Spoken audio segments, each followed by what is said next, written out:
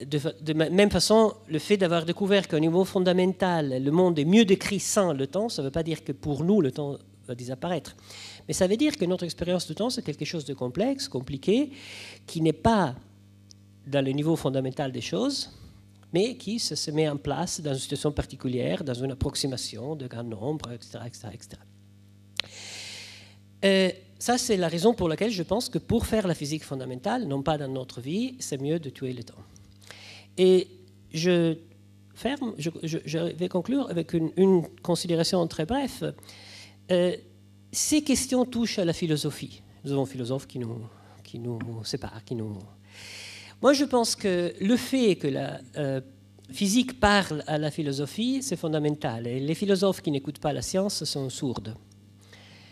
Parce qu'un philosophe qui parle du monde sans tenir compte de ce qu'on apprendrait vraiment sur le monde fait des erreurs. Mais c'est vrai aussi le contraire. Je pense que les scientifiques qui n'écoutent pas la philosophie sont aussi sourds. Parce que ce ne sont pas des scientifiques sans philosophie, ce sont des scientifiques avec une philosophie qui ne sont pas conscientes de leur propre philosophie et qui ne sont pas ouverts à cette critique conceptuelle qui est la philosophie, qui très souvent dans l'histoire a servi pour ouvrir la tête des scientifiques et lui permettre de faire des choses que sinon on n'aurait pas fait.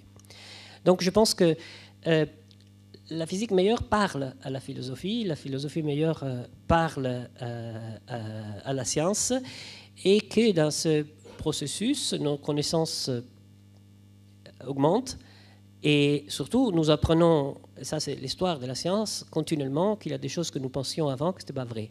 Et l'existence du temps qu'une forme que flux, c'est une